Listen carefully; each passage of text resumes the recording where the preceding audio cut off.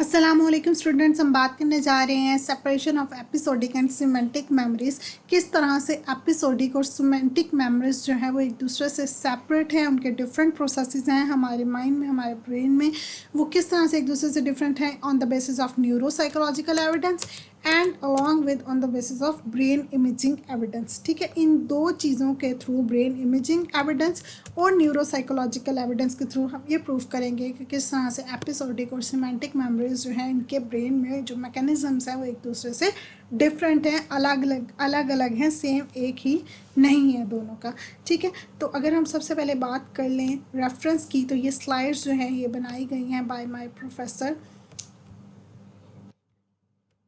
Irsa Makhdoom, University of Sargodha, and the data of these slides is collected by the Cognitive Psychology book by E. Bruce Goldstein। ठीक हो गया, ये हो गया reference. अब हम बात करते हैं हमारे टॉपिक की। कहाँ गया?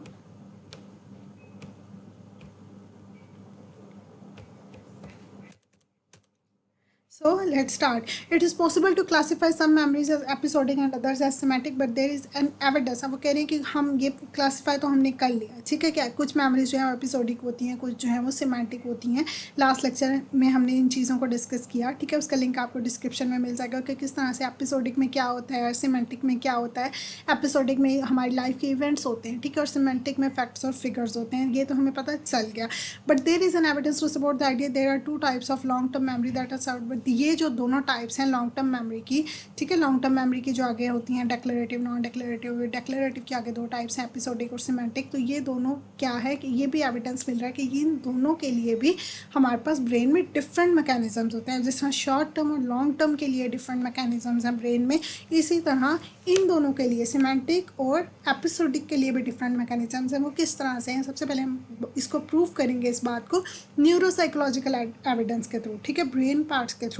Neuropsychological people on people with different kinds of brain damage provide. ये तो एक बेसिक सी बात है कि जब भी हमें इन्फॉर्मेशन चाहिए होती है ब्रेन से रिलेटेड, तो हमें बहुत सारी जो डिटेल्ड इन्फॉर्मेशन है वो जिन लोगों के ब्रेन में कोई डैमेज हुआ होता है वहीं से मिल जाती है और इस किस्म के डिफरेंसेस पता चल जाते हैं। अभी न्यूरोसाइकोलॉजिकल एविडेंस में हम क्या करते हैं, हम केस सी का सबसे पहले केस देखते हैं कि हमारे पास एक पर्सन है केस सी, ठीक है, इनकी जो है वो 30 एज थी जब ये क्या कर रहे थे, इन्होंने मोटरसाइकिल चला रहे थे off freeway exit ramp and suffered severe damage to his hippocampus. तो इनको क्या हुआ कि एक्सीडेंट हुआ और इनके हिप्पोकैम्पस पर स्वेयर डैमेज हो गया, ठीक है, और हिप्पोकैम्पस के आसपास के कुछ स्ट्रक्चर्स पर। इस इंजरी की वजह से इनकी क्या हुआ कि इनकी एपिसोडिक मेमोरी लॉस्ट हो गई, ठीक है। अब ये क्या कर रहे थे कि इनकी लाइफ के जो इवेंट्स थे, प्रॉपर जो इवेंट्स इन्होंने खुद पर्सनली एक्सपीरियंस किए हुए थे कि ये हुआ था, उस जगह में गया था तो ऐसे हुआ था, वो सारी चीज़ें इनको भूल गई, ठीक है। लेकिन जो सर्टन थिंग्स थी कि ये हुई थी, ठीक है, स्पेसिफिक फैक्ट्स और फिगर्स जो थे वो उनको याद रहे, ठीक है। पर्सनली उन्होंने जो चीज़ें एक्सपीरियंस की थी कि जो उन्होंने फील किया था वगैरह वगैरह, वो चीज़ें वो भूल गए। एपिसोड्स जो है वो उनको याद नहीं रही, लेकिन उनकी सिमेंटिक ठीक थी, ठीक है। सर्टन थिंग्स उनको ये याद था कि ये हुआ था वहाँ पर, मतलब बेसिक। अब जिस तरह यहाँ पर उन्होंने डिटेल बता रहे हैं कि उसको ये पता था केसी को कि उसके जो ब्रदर जो है वो उसकी डेथ हो चुकी है, ठीक है, उसको ये पता था कि उसका भाई जो है वो मर चुका है।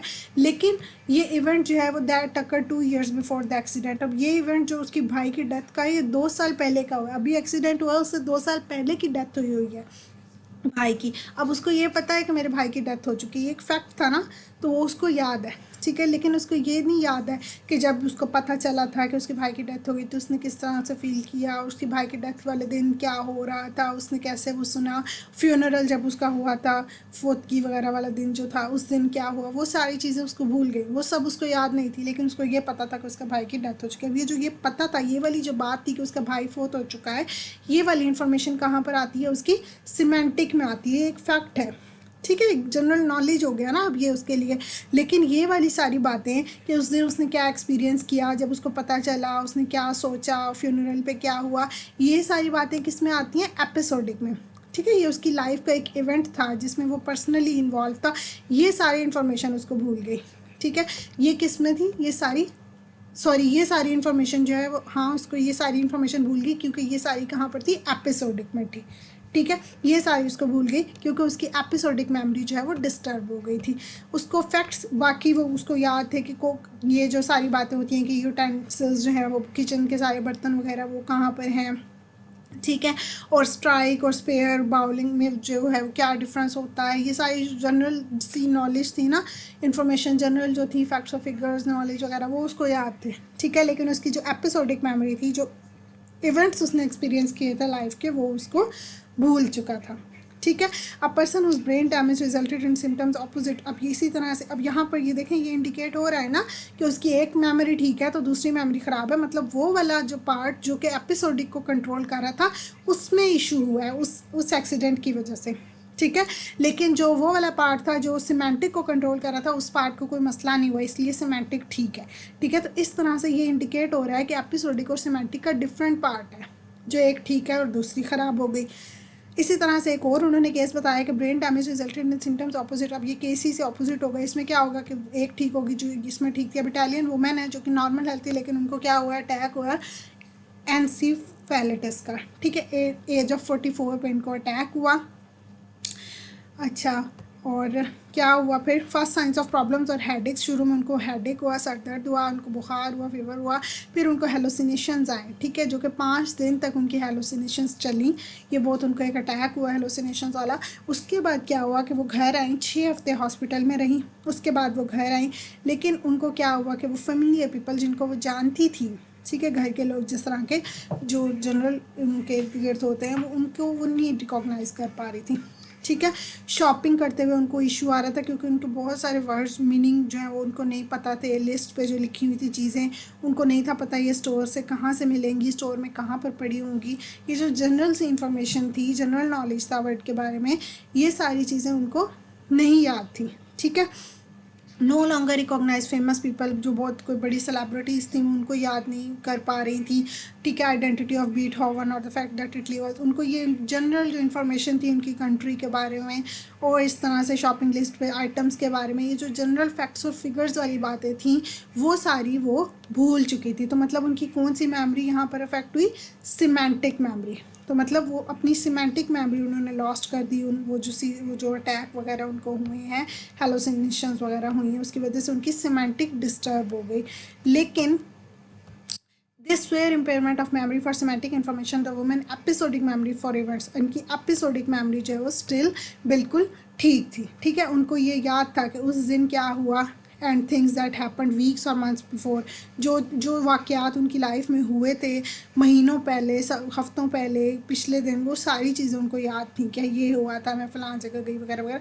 लेकिन एग्जैक्ट वो जगह का नाम, इस तरह से चीज़ें, वो बंदों का नाम, इर्द गिर्द लोगों के, वो सारी उनको जो फैक्ट्स और फिगर्स थे वो भूल चुके थे। लेकिन उनको ये याद था कि मैं उस दिन गई थी, फ़लाँ फ़लाँ जो पर्सनल एक्सपीरियंसेस थे वो उनको इवेंट्स अपनी लाइफ के याद थे। ठीक है, तो यहाँ पर उनकी क्या हुआ, एपिसोडिक मेमोरी जो है वो ठीक रही। ठीक है, एपिसोड्स उनको याद रही अपनी लाइफ की, लेकिन उनके जो फैक्ट्स और फिगर्स थे, सिमेंटिक मेमोरी डिस्टर्ब हो गई।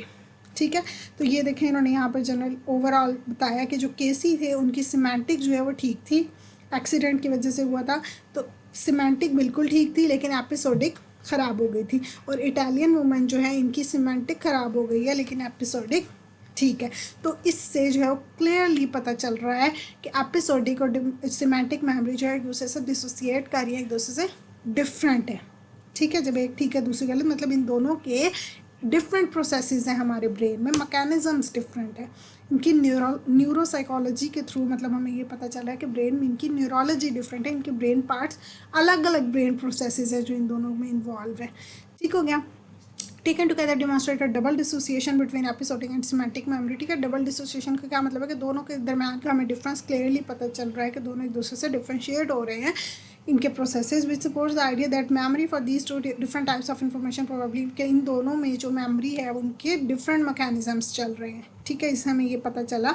Although the double dissociation shown in table 6.4 supports the idea of separate mechanisms for semantic and episodic memory. Not all researchers agree that double dissociation, अब सारे researchers इस बात पे agree नहीं करते हैं ठीक है। And so research continues on how brain damage effects long term memory. इसलिए अभी भी रिसर्च चल रही है कि किस तरह से ब्रेन डैमेज है वो लॉन्ग टर्म मेमोरी को अफेक्ट करे, क्योंकि आगे लॉन्ग टर्म मेमोरी की फर्दर टाइप्स हैं।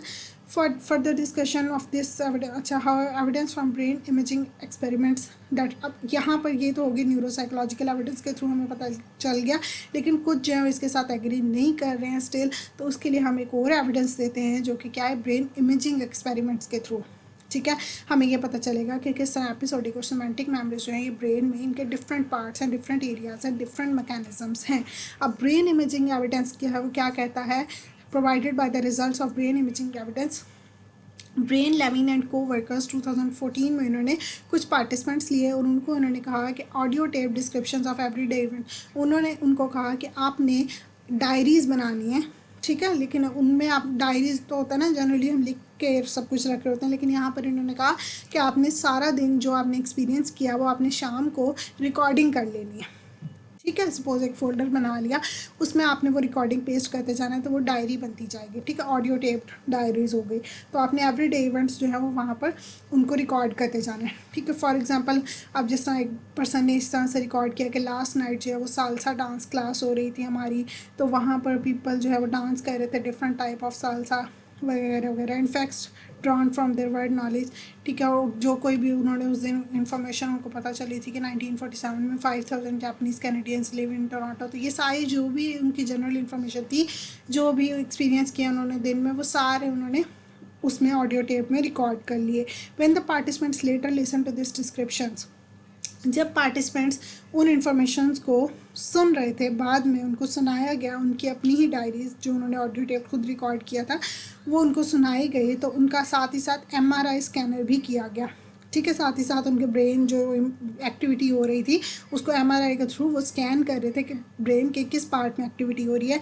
तो everyday experiences elicit retrieval of episodic memory, कि जब वो एवरीडे इवेंट्स जो हैं उनको सुन रहे थे, ठीक है, तो उस टाइम वो कौन सी उनकी मेमोरी याद आ रही है उनको, एपिसोडिक। ठीक है, ये एवरीडे इवेंट था ना कि लास्ट टाइम उसने कोई इवेंट एक्सपीरियंस किया था जहाँ पे वो गया था और सालसा डांस वगैरह चल रहा था, तो ये क्या है, उसकी एपिसोडिक मेमोरी है। ठीक है, एंड द फैक्ट्स एलिसिटेड रिट्रीवल, और ये जो फैक्ट था कि ये जी बाई 1947 में ये हुआ वगैरह वगैरह, Toronto living in Toronto Japanese Canadian से, तो ये क्या है, एक फैक्ट था। तो जब फैक्ट वो चल रहा था रिकॉर्डिंग का, तो मतलब उस टाइम कौन सी मेमोरी रिट्रीव हो रही थी, सिमेंटिक। ठीक है, सिमेंटिक को वो सोच रहे थे, लेकिन जब वो इवेंट सोच रहे थे कि कल ये हुआ सालसा डांस में, तो वो क्या चल रही थी, episodic memory.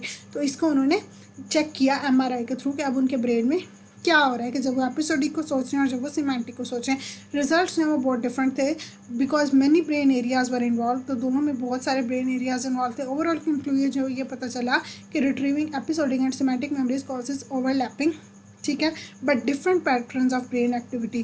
Comparing brain activity retrieval also found differences between, अब इससे उनको पता चला कि MRI के थ्रू पता चला कि जब वो इन्फॉर्मेशन जो है वो एपिसोडिक वाली अगर वो याद करें तो ब्रेन के और पार्ट में एक्टिविटी हो रही है, लेकिन जब वो वाली इन्फॉर्मेशन सुन रहे हैं जो सिमेंटिक है तो ब्रेन के और पार्ट में कुछ ओवरलैपिंग भी आई, लेकिन ओवरऑल जो कंक्लूजन ये निकला कि इन दोनों को रिट्रीव करते हुए, याद करते हुए ब्रेन के डिफरेंट पार्ट्स में एक्टिविटीज़ हो रही हैं। ठीक है, अलग अलग पार्ट में एक्टिविटीज़ हो रही हैं, तो इससे भी क्लियरली इंडिकेट होता है कि एपिसोडिक और सिमेंटिक में ब्रेन के डिफरेंट एरियाज इन्वॉल्व होते हैं। ठीक है, और ये एविडेंस हमें किससे मिला, ब्रेन इमेजिंग के थ्रू, MRI के थ्रू। ठीक हो गया, that is all about the difference of episodic and semantic memories, brain mechanisms. ठीक है, on behalf of neuropsychological evidence and brain imaging evidence. I hope आपको अच्छी समझ आई होगी। Thank you so much and अल्लाह हाफिज़।